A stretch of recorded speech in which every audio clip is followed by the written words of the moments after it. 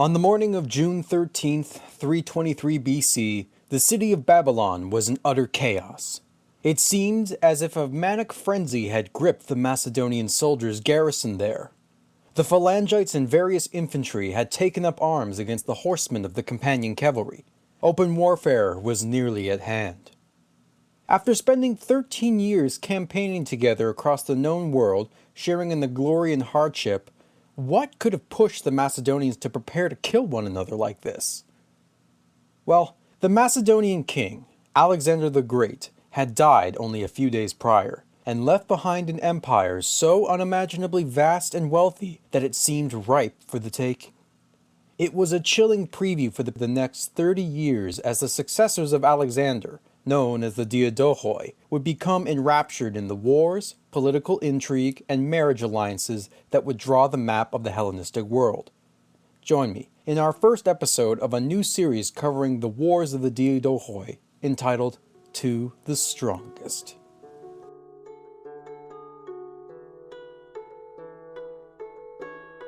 Hi there. You're listening to the Hellenistic Age Podcast, Episode 14, To the Strongest. The king is dead. Long live the kings?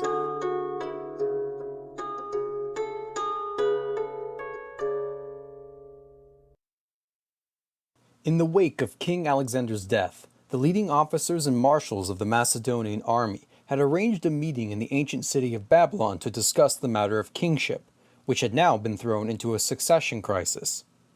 Alexander died before he was able to produce a male heir to the throne of Macedon, and also failed to name a successor. The council deliberated on the matter, and a number of options did come up. The most immediate choice was a man named Aridaeus, a son of Philip II and a half-brother of Alexander, and since he was in Babylon at the time of the king's death, there would be no need for a period of interregnum. The biggest problem was that Aridaeus was considered mentally disabled and was probably epileptic as well, and thus he could barely manage the kingship. The other alternative was through the principal wife of Alexander, Roxana. She had conceived some time before Alexander's death, and the child born would thus be the progeny of Alexander and of the Argead line. The difficulty was that it was impossible to tell if the child was to be a male or female, since only the males could inherit the throne of Macedon, and given that Roxana was a Sogdian princess, the child would also be of a mixed ethnic stock. Debate and arguments flared as plans were proposed and cast out. Though not spoken of outright, there were other candidates to rule the empire not of the Argead family line. The most prominent of these was Perkis, the Chiliarch, or second-in-command of the Macedonian forces. He had acquired the trust of Alexander while on campaign, to the point where he had been bequeathed the position of Chiliarch, formerly held by Hephaestion, the close friend of the king. Perkis had also received the royal signet ring from Alexander while upon his deathbed. In Perkis' viewpoint, Roxana's child should be next in line to the throne. His motives, though, were obvious. Boy or girl, the child would be unfit for rule for the next 18 years, and would need someone to stand in as regent. And who else would be fit but the most loyal of Alexander's men? Perkis' pushiness on the issue, and how hastily he arranged the meeting, were possibly because of another unspoken candidate. Kreider. Kreider was the talented general who commanded the phalanx, demonstrating his own adept ability at operating independently during the Indian campaign and the returning march home. Unlike Perkis, he had the loyalty and respect of the army, and was also closely located in the inner circle of the king. Alexander's supposed last words, toi kratisto, which translates to the strongest, was suggested by some ancient and modern authors that he was really trying to say toi krateros, giving the kingship to Kreider. It is with good reason that Perkis should seek to outmaneuver Kreider, who was currently in Cilicia, leading some 10,000 Macedonian veterans back to Macedon before getting word of the king's death. With Perkis' proposal came Rebuttal. Nearchus, the navarch of the Macedonian fleet, had proposed that they could enthrone a 5-year-old boy named Heracles. Heracles was reputedly the illegitimate offspring between Alexander and a Persian mistress, but he was also readily available in Babylon. A further rebuke came from Ptolemy, another officer of the companion cavalry. It was he who pointed out the elephant in the room. Both Heracles and the unborn child of Roxana were not of full Macedonian or even partly Greek blood. They would be of half-Asian stock from wives taken as part of conquest, and the conservative Macedonians could never accept it. He then put forth a proposition where the officers will keep business of the empire, as per usual, where they will come together as some sort of ruling body and watch over the satrapies assigned to them. Outside the supposedly restricted council of nobles, the rank-and-file soldiers were basically barging their way into the meeting room. The Macedonians were divided into two camps upon who should receive the kingship. The infantry, comprised of peasants and members of the lower class, leaned towards Aridaeus. Despite his infirmities, he had the blood of Philip II in his veins, and was a Macedonian of the Argead family line. This, coupled with the gradual distancing between Alexander and the memory of Philip II, the one who raised them from backwater to premier hegemon of Greece, made them side with Aridaeus. The cavalry, on the other hand, comprised of nobility and Alexander's close associates, maintained that Roxana's child would be the rightful heir.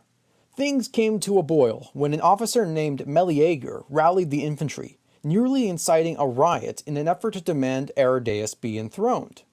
The infantry and cavalry had squared off, but nothing came to pass, given Perkis ordering a retreat from the city, allowing it to be taken by Meleager. It was a tactical retreat though, since it meant Babylon could now be sieged. In the end, cooler heads prevailed. It was by the efforts of Eumenes of Cardia, the Greek secretary of Alexander, that a compromise would be made. What would be called the Partition of Babylon effectively laid out the plans of the kingship and how the empire was to be run. In it, both Aridaeus, now called Philip Aridaeus, and the unborn child of Roxana, if it was a boy, would rule as joint kings. This kingship would be secured by Perkis' job as, quote, protector of the kings, giving him control over the bulk of the empire in Asia, while Meleager would serve as second banana to Perkis. Kreider would be given the rather ambiguous title of, quote, protector of the kingdom. The last figure would be Antipater, who had served as standing regent of Macedon during Alexander's campaigns, before being forcibly retired thanks to the efforts of Olympias, Alexander's mother. Antipater was to be given the title Royal General of Europe. In time, Roxana would give birth to a boy, and he was promptly named Alexander IV and made joint kingship with Aridaeus. Well, this lasted for a mere few weeks before Perkis had decided to shake things up. Unhappy with the prospect of sharing power with Meleager, he decided to lull his counterpart into a false sense of security. After arranging a display of reconciliation between the two, Meleager and 300 of the ringleaders of the plot to put Aridaeus on the throne were arrested on counts of sedition, and were executed by being trampled to death by war elephants. Perkis was not messing around. Perkis had also arranged another meeting, where he divided the administration of the empire, giving the position of satrapies to the officers present. Now, I don't expect you to have the patience to listen to me recite each satrapy and the current ruler, but I will list the most important here. Antipater and Kreider were to receive joint command of Europe, including Macedonia and Greece. Ptolemy was insistent that he be commander of Egypt, and he was happily given it. The commander Lysimachus would control Thrace. Antigonus Monophthalmos, meaning the one-eyed, was given southern Asia Minor, and unlucky Eumenes of Cardia received Cappadocia and Paphlagonia in eastern Asia Minor. Though the accords may have been settled in Babylon, it wasn't just the center of the empire that was thrown into chaos upon Alexander's death. Next, we will turn to Greece, where a rebellion was being fostered right on the home front of Macedon.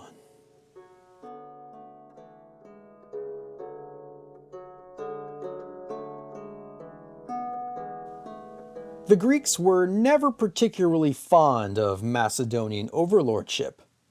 In the wake of Philip II's assassination in 336, they attempted to throw off the yoke in the hopes a succession crisis would stall any potential retaliation. This was a fool's hope, and any rebellious Poulos lay down their arms after Alexander quickly retook control and ordered the city of Thebes to be burned down to the ground, as a warning against any future endeavors. But this wasn't the only time a revolt in Greece would occur during Alex's reign, when in 331 the Spartan king August III tried defeating the forces of Antipater, until being killed that same year during the Battle of Megalopolis. Things in Greece remained relatively quiet for the next 8 years, until a number of events would rekindle the fires of freedom yet again. In 324, at the Olympic Games, Alexander ordered the Exiles Decree. This was a proclamation that all of the exiles of the cities of Greece would be allowed to return to, or rather be brought back to, their home cities. This was done because Alexander wanted a number of loyal former exiles to be placed in each city to prevent rebellion. But at the same time, he wanted to try and limit the amount of Greeks running around as mercenaries for hire in Asia. Some of the general population was pleased by this, but it also indicated that Alexander was going to act a bit more overtly autocratic, despite his standing as strategos of the Corinthian League, which now had begun to lose its illusion of autonomy. The cities of Athens and Aetolia were particularly furious, because both the Athenian-owned Samos and the Aetolian-owned, pardon me for this pronunciation, Oeniadae, were both taken territories from their original inhabitants who were exiled. They would not accept having to withdraw their citizens that repopulated these cities, and worse, they would probably have to deal with the former exiles who would likely want revenge. In addition to this, a man named Harpulus showed up in the city of Athens. To say showed up is a bit of a misnomer though. Harpulus had served as royal treasurer while Alexander was campaigning out east, but he had mismanaged the wealth and actually embezzled and stole several thousands of talents worth of silver. He had already been caught and reprimanded by Alexander already, but his greed got the better of him, and he certainly would have been executed when Alexander caught him again. So, before the king returned to Babylon, Harpulus fled with about 5,000 talents and roughly 6,000 mercenaries, eventually fleeing to the city of Athens. There he cultivated a friendship with the Athenian orator and anti-Macedonian firebrand named Demosthenes. At first, Demosthenes was horrified at Harpulus' appearance, fearing that Alexander's wrath would be brought down upon the city for harboring a fugitive. But the potential usefulness of the wealth and soldiers for the anti-Macedonian cause proved irresistible to the staunch patriot. He was exiled from Athens on charges of bribery, but the timely nature of Alexander's death had him recalled back home, to serve as the figurehead of the new Hellenic War to recover the freedom of the Greeks. In secret, the Athenians would make their move. In the autumn of 323, they placed Leosthenes, a respected military man, as commander of their forces, and he used Harpulus' money to acquire arms, armor, and mercenaries, while at the same time instituting levies across Greece. The Aetolians and various other polis gathered more manpower, and the Athenians acquired a set of triremes. The army numbered around 25 to 28,000 soldiers with 200 ships. Not all were caught up in the fires of freedom. Those like the Athenian statesman Phocion, who declared that, quote, "Our citizens are all buried at home in their own tombs," and also commented about the forces of Leosthenes, saying, quote, "They are good enough for a sprint, but if it is to be a long race, then I fear for Athens."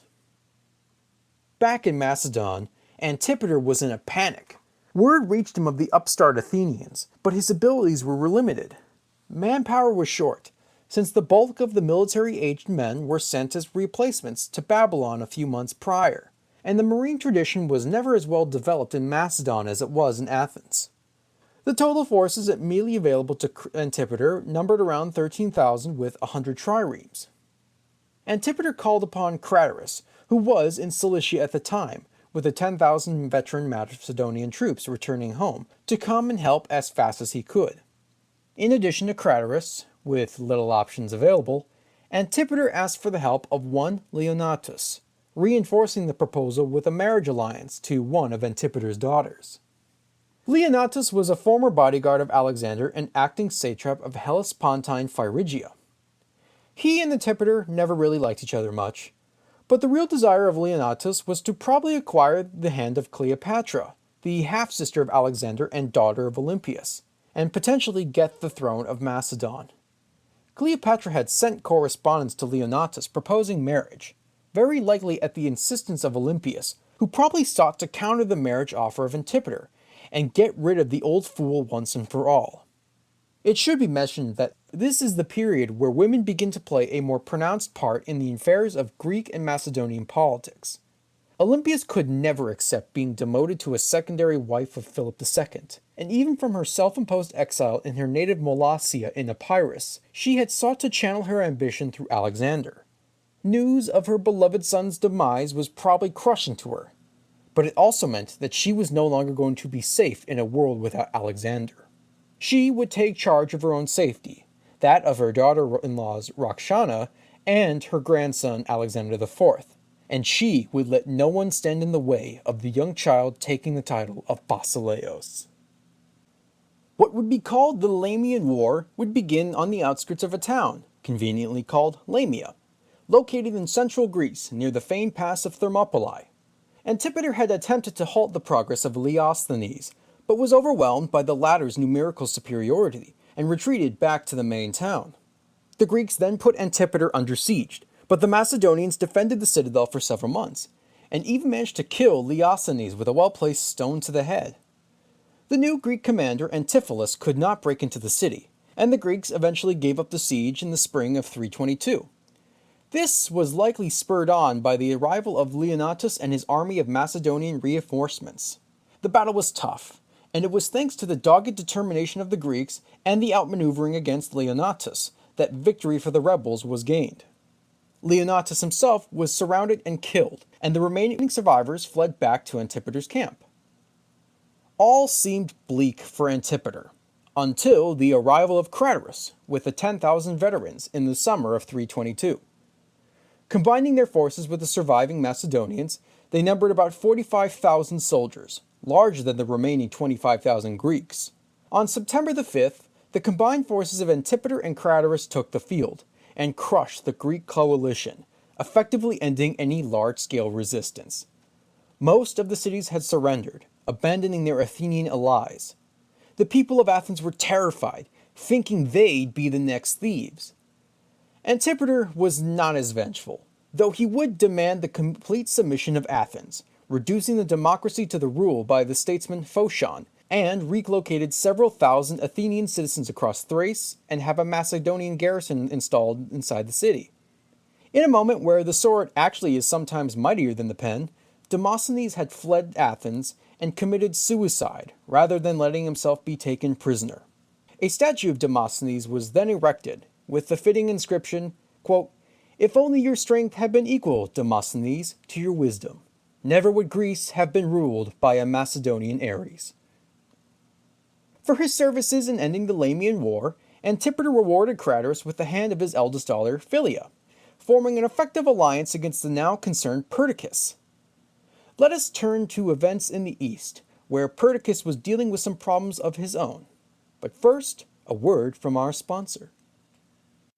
This episode is brought to you by Audible. Now, if you're anything like me, you're often commuting, working out at the gym, or just doing boring old chores around the house, and it's hard to find time to settle down and read a book.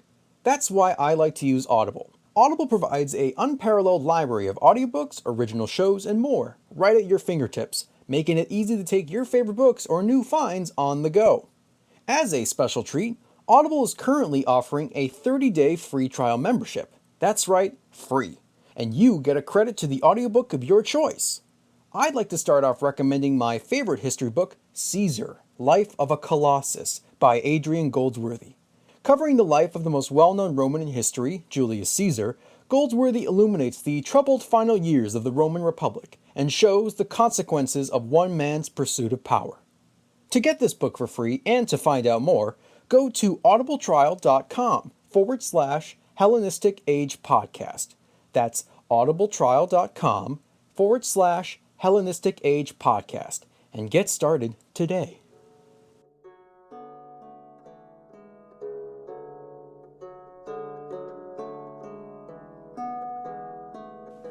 Perkis had spent much of 323 to 322 trying to consolidate territory in the empire.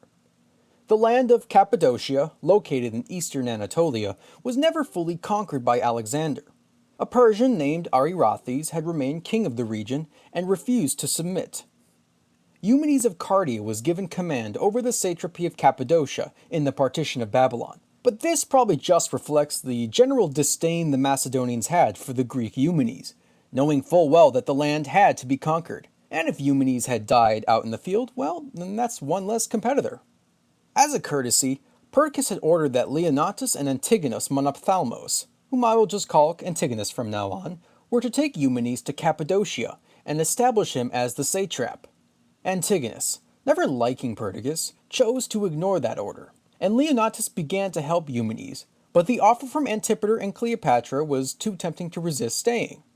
He did try to get Eumenes to join along with him after revealing the letters from Cleopatra, but Eumenes, knowing that Antipater hated him personally, and believing that Leonatus was foolish and unstable, chose to flee back to Perkis in Babylon, with cavalry and about 5,000 talents, where he told the region of Leonatus's and Antipater's schemes. Perkis showered this loyalty with a position of high council, and he himself led an army to properly conquer Cappadocia. Arirathes was eventually caught and crucified in 322, finally securing the province for Eumenes to control. Eumenes, despite having no command experience, would turn from relying solely on the forces of the other Diadochi into a general of his own right. He would use his intelligence and organizational skills to re-establish order over disobedient Macedonians in the satrapy of Armenia, creating an effective fighting force with a well-trained army of at least 6,000 shock cavalry, paid for with his own funds. It was remarkable, and probably a bit unnerving to the other Diadochi to see a Greekling secretary eventually become a competent commander at the head of a respectable army in a few short months. It seems that marriage and warfare go hand in hand when it comes to the Diadochi. In 322, Perkis was approached by Cleopatra for a marriage alliance, also spurred on by Olympias. One small problem though, Perkis was already technically married, or at the very least engaged to Nicaea, a daughter of Antipater. This original match was probably to stay on good terms with Macedon in order to continue the flow of new Macedonian recruits for the army. But why buy the milk if the whole cow is free?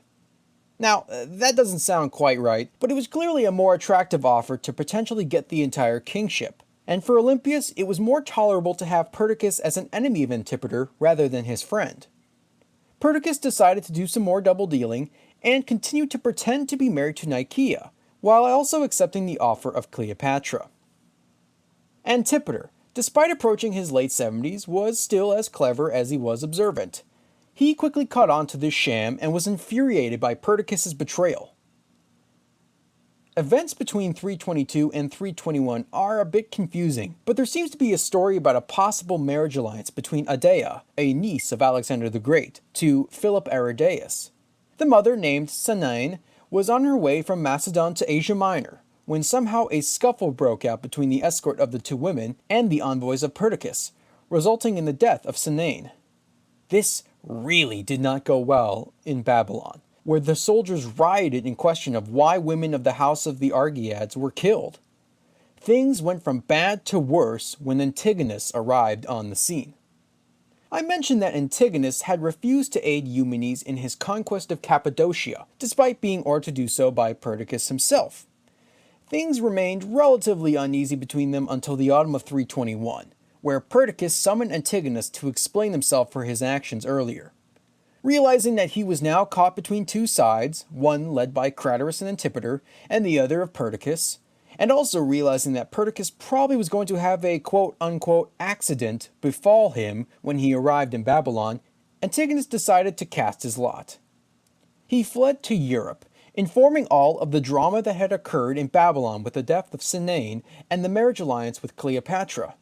This incensed Antipater, and calling upon Kreider and Antigonus, war was now brewing, and there was little hope of peace. But it wasn't marriage alliances or murder that would be the great catalyst to begin the first war of the Diadochi. It would actually be a corpse. Not just any corpse, mind you, but that of Alexander the Great. Immediately upon his death, the embalmers of Babylon went to work to preserve the king's body as best as they could, given that the heat of the region would quickly disfigure a corpse in no time. One of the great questions of the time was, where should Alexander's body be interred? Should it be brought back to Macedon and entombed in Agiai with his father Philip? Should it be kept in Babylon, his center of power? Or, according to a last wish of Alexander, should it be put in the temple of Zeus Ammon at the Oracle of Siwa in Egypt? This may seem a bit much to us, but the location of his burial would be extremely important. About as large in death as he was in life, the body of Alexander had transcended the physical. The body achieved a status as some sort of talisman, which bequeathed the owner of it with an aura of legitimacy and divine favor. And part of the rules of the Macedonian kingship was that the next in line must be the one to bury the predecessor, lest any evil fortune or lack of symbolic gestures tarnish the reputation of the new king. So, what happened to it? Well, the answer to this question would be forced through a figure I have mentioned little about in this episode: Ptolemy, son of Lagos, soon to be known as Ptolemy I Soter. As I mentioned earlier, Ptolemy was granted control of the Egyptian satrapy in 323 at the Partition of Babylon. He himself never seemed particularly interested in the unity of the empire, nor seeing an Argead on the throne. Instead, he was content with becoming a pseudo-king in his own right, in Egypt. Egypt itself was an extremely fertile satrap, producing a huge amount of grain thanks to the seasonal flooding of the Nile River. There also was a huge stock of money, numbering 8,000 talents, left there by Alexander in the previous satrap, which technically belonged to the king of Macedon, but Ptolemy just seemed to overlook this fact and appropriated it into his own funds. Ptolemy's rationale was never to try to get the whole empire like Perkis or later Cassander, but instead rule out over a province comfortably carved out in a manner that was more diplomatic than aggressive. So when Ptolemy took control in 323, he made some extra efforts to increase his hold of the region. He illegally annexed Cyrene and married a daughter of Antipater, leaning towards a division with Perkis. The most outrageous act by Ptolemy would still yet occur. In 321, the funeral carriage containing the body of Alexander was traveling in Syria. The casket and carriage, which is described as being decked out in gold and silver, with ivory towers and jewels peppering the sides, with friezes depicting his great victories over the various nations he had conquered, and representations of the gods and goddesses who stood by the king throughout all of his campaigns. Things went awry at this point, because the escort provided by Perkis was either driven off by the forces of Ptolemy or bribed, and the body was hijacked and dropped off in Memphis and eventually Alexandria, where it would remain for the next several hundred years. This betrayal would put the final nail in the coffin, no pun intended. There was no chance of Ptolemy having peace with Perkis, and in reality it ended peace between all of the Diadochi. Ptolemy had thrown his support in with Antipater, Kreider, and Antigonus, his coalition against Perkis. This would be the trend for the next few decades. A single marshal who seeks complete control of the empire would have to be fought off by a collection of other generals. But for the time being, we will have to end our narrative here. And in the next episode, we will proceed where we are leaving off. The First War of the Diadochi.